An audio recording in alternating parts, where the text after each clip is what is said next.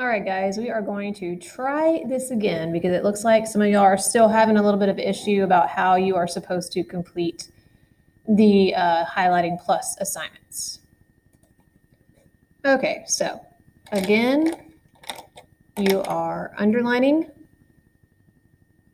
the answer, okay, to the questions in the left column using the text in the right column. You're highlighting dates in green, highlighting people in yellow, events in blue.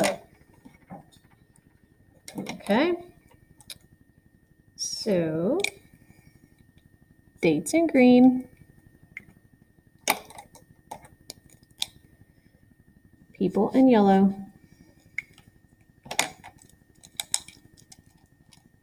events in blue.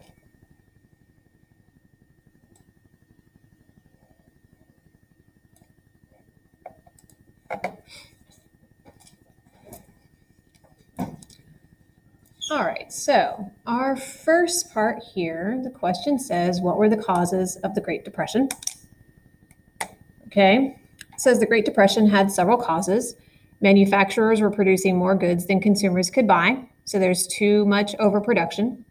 People were speculating in the stock market and real estate, driving up prices. And then tariff barriers reduced international trade. So when we place a tariff against one country, they're going to place a tariff against us, and it makes it hard for trade.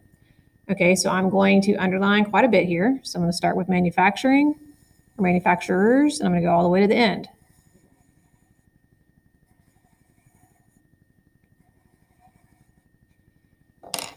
Okay, there are no dates in this one.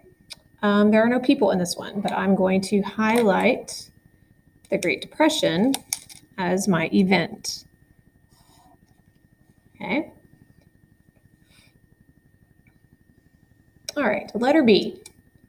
You have two questions here. It says, what happened when the stock market crashed? And then it says, who depicted the human suffering of the Great Depression?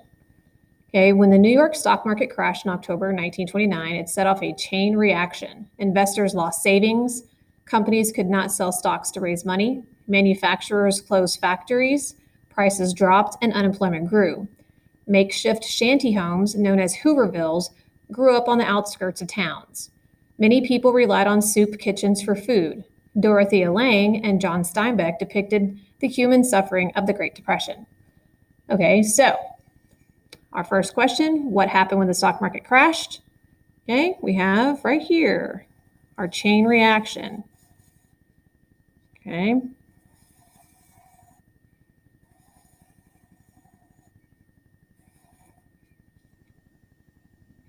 All right, and then who depicted the human suffering of the Great Depression?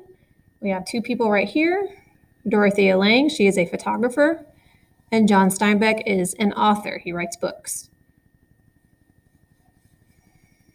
All right, we do have a date, October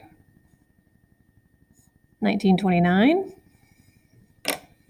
Okay, we have our people, Dorothea Lange and John Steinbeck. Okay, and I'm going to highlight the New York stock market crash as our event. Okay.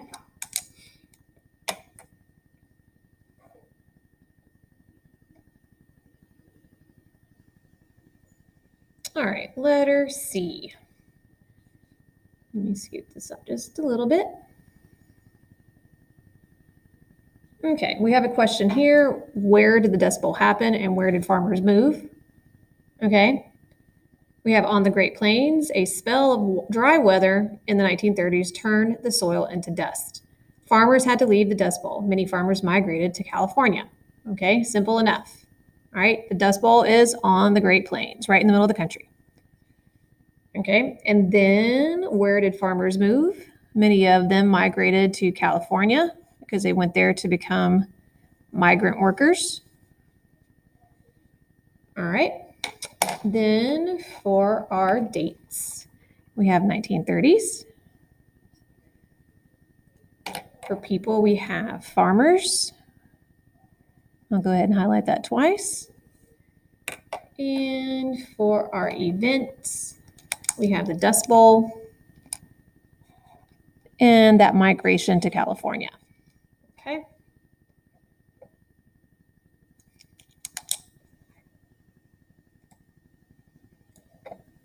All right, letter D. It says, what happened to Mexican Americans? About 500,000 Mexican American workers were forcibly sent back to Mexico because of the Mexican repatriation program. Now, keep in mind, some of these Mexican Americans that were sent back to Mexico were probably actual US citizens. Okay, and we will talk about this more later. All right, so what happened? I'm going to underline this. Forcibly sent back to Mexico. Okay, our people, we have Mexican American workers. Okay, in our event, I'm basically going to highlight what I underlined.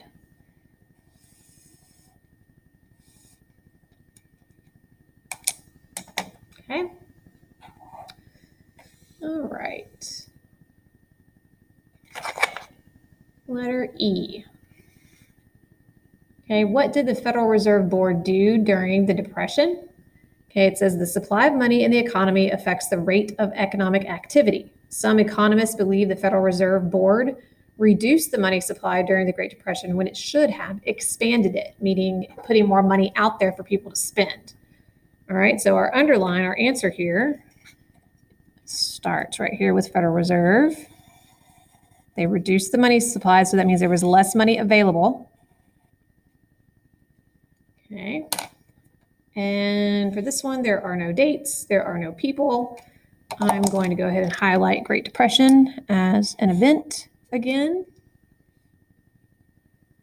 All right, letter F. What did women have to do?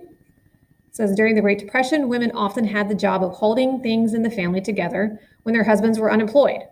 First Lady Eleanor Roosevelt addressed women directly in her book, It's Up to the Women. All right, so we are going to underline right here about them holding the family together. All right, we don't have any dates. We have people, so we have women. And we have First Lady Eleanor Roosevelt. Okay, and of course we have women again here. All right, for our event, we're just going to highlight the Great Depression again. I'm not going to get too crazy with the highlighting there. All right, letter G. It says, what did Hoover do to try to combat the Depression? Okay, so it says most Americans felt President Hoover did too little, too late to combat the Great Depression. He cut taxes and established the Reconstruction Finance Corporation to make loans to banks and businesses. So we're not making loans to any people yet. But he failed to provide direct emergency relief since he feared undermining America's rugged individualism. Remember, this is his slogan right here. Okay, basically meaning you can, if you're an American, you can do whatever you want to make yourself successful. All right, so what did he do? He cut taxes and established the Reconstruction Finance Corporation to make loans to banks and businesses. Remember, Hoover is a Republican and he is pro-business, so he is going to help out the businesses first. All right, we don't have any dates. We do have Americans. We have President Hoover. And let's see, do I want to highlight anything for an event? We still have Great Depression there. Make sure you know what we're talking about. And let's see. Let's just leave it at that. All right. Switching to the next page. I'm going to pause here for a second while I get situated. All right, letter H on the back of your page. Okay, this is the longest one. Okay, so it says our questions here. We have, what are the 3 R's of the New Deal? What does prime the pump mean? What did Social Security do? What does the FDIC do? What does the Securities and Exchange Commission do? Now, quick information here. All of these programs are still in effect today. Okay, they are still used. All right, so here we go. It says Roosevelt's New Deal consisted of measures of relief, recovery, and reform. For relief, he declared a bank holiday, made emergency loans to homeowners, and gave the unemployed jobs through work relief projects. For recovery, he sought to, quote, prime the pump by putting money into the economy to get it going. He established voluntary codes for businesses to follow and passed legislation to keep farm prices up.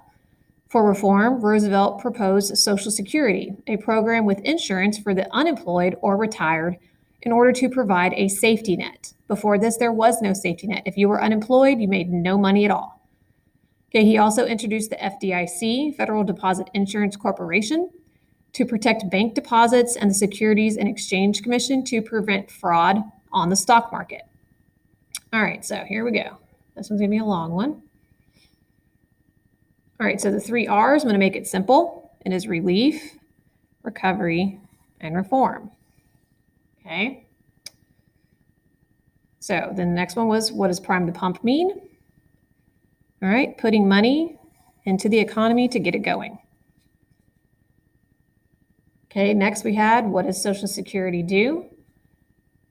Social Security is a program with insurance for the unemployed or retired. And then we have, what did the FDIC do? It protects bank deposits. So that means when you go to the bank, your money will be there. And then the Securities and Exchange Commission. Oops, let me underline that first. And the Securities and Exchange Commission prevents fraud on the stock market. And again, all 3 of these, 1, 2, 3, are all still used today. Okay. All right, we don't have any dates. We have people. So we have Roosevelt. Okay, we have Roosevelt here again. All right, for events, I'm going to highlight the bank holiday. So basically, he closed down all the banks to allow them to recover a little bit. Okay, he gave the unemployed jobs through work relief projects. We'll highlight that. And I think that is it for that one. All right, letter I. Okay, who were the critics of the New Deal? It says there were many critics of the New Deal. Father Conklin, Francis Townsend, and Huey Long proposed giving government money directly to the needy. Okay, so here are our critics.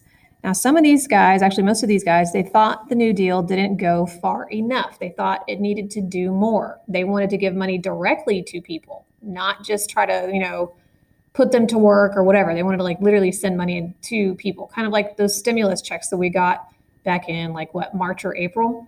Okay, so it's kind of something like that, almost like what's going on right now. Different reasoning. Okay, we didn't have a pandemic, but some of the same things. All right, so we don't have any dates. We don't have, let's see, we do have people. Okay, so we have Father Conklin, Francis Townsend, and Huey Long. And we'll leave that one alone just like that. All right, letter J, our last one. Okay, it says, what did the Supreme Court rule in Schechter versus the U.S. case? And then what was the court packing scheme? All right, here we go. The U.S. Supreme Court overruled part of the New Deal in Schechter versus the U.S. on the grounds that Congress could not give the president powers that were not granted directly or indirectly in the Constitution. Roosevelt developed a court packing scheme. He's talking about the Supreme Court, where he proposed that the president appoint an additional justice to the court for each one over the age of 70 and a half. This plan was rejected by Congress and the American public as an attempt to upset the traditional balance of power that existed in American government. Okay, so Supreme Court rule. Let's see. They ruled that Congress could not give the president powers that were not granted directly or indirectly in the Constitution.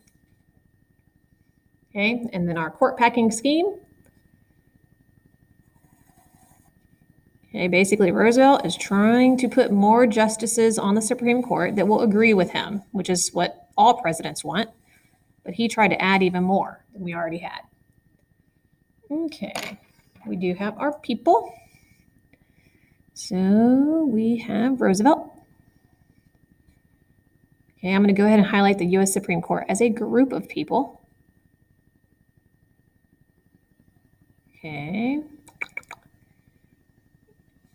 We'll have Congress as a group of people, the American public. Okay, and I think that looks good. All right, for our events, we can have our Supreme Court case because that happens in court. We can have the court packing scheme because that is a plan. And we can say U.S. Supreme Court overruled part of the New Deal. And I think that looks good. Okay, hopefully this helps out those of you who are using it. Make sure that you are underlining the answer to the questions. Okay, make sure you're highlighting dates, you're highlighting people, and you're highlighting other events. All right, hope everyone has a great day.